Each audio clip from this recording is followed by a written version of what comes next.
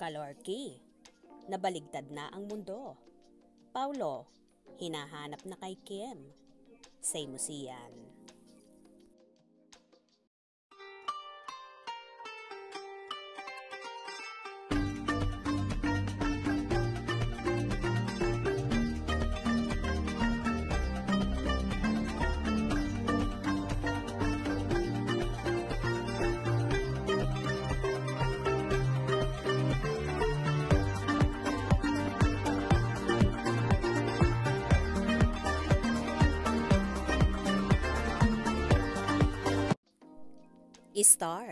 Studded ang Sterling 25th Anniversary Fashion Show ni Frances Libiran sa Grand Ballroom ng City of Dreams nitong Biyernes ng gabi. Maaga pa lang ay nasa cocktail area na si KD Estrada kasama si Direk Lauren Jogi. Ka-table namin sila kasama ang iba pang handlers ng Star Magic, kaya kitang-kita ko ang pag-aalala niya habang wala pa sa tabi niya si Alexa Ilacad. Lahat kasi ng mga nagpapapicture sa binata ay si Alexa ang hinahanap. Para hindi mainip ay pinakita ko kay KD ang isinulat kong article about KD Lex na lumabas sa Abante News online.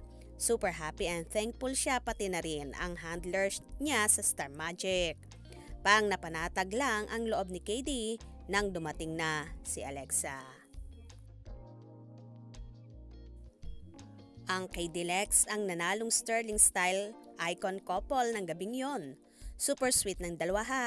Wala rin kiber si KD kahit magmukha siyang exclusive photographer ni Alexa nung gabing yon. Tumanggap naman ng award si Sam Milby bilang pinaka-loyal na celebrity na dinadamitan ng sikat na celebrity designer. Nakisaya rin sa bonggang fashion event sina Vina Morales, Darren Espanto, Kiana Valenciano, Eric Santos, Megan Yang, Michael Daes, Rocco Nasino, Corina Sanchez, Venus Ra, Benjamin Alves. Pero ang pinagkaguluhan ng husto ng mga taong nasa ballroom ay si Kim Chiu.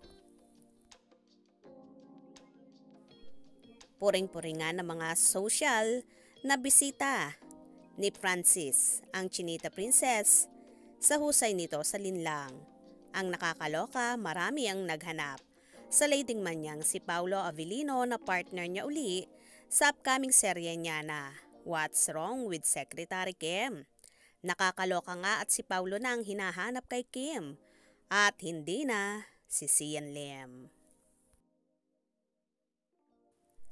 After ng bonggang fashion show, hindi agad nakalabas ng ballroom ang mga celebrity sa rami ng gustong magpa-picture sa kanila. Pero kinabog sila ni Kim. Bawat hakbang ay may dumidikit sa kanya at kahit hirap na hirap siyang maglakad. Dahil sa haba ng kanyang gown, ay pinaunlakan ng aktres sa mga fanay na gustong magpa-picture sa kanya. Pagkalabas ng ballroom ay dumiretso ito sa restroom para magbihis. Naka-shorts, skirt at jacket na si Kim nang pumarty kasama ang iba pang celebrities. Ouch!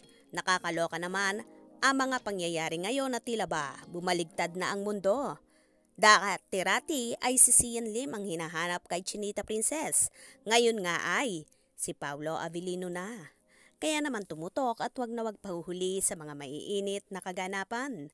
Anong inyong magiging reaksyon sa bidyong ito? Comment below.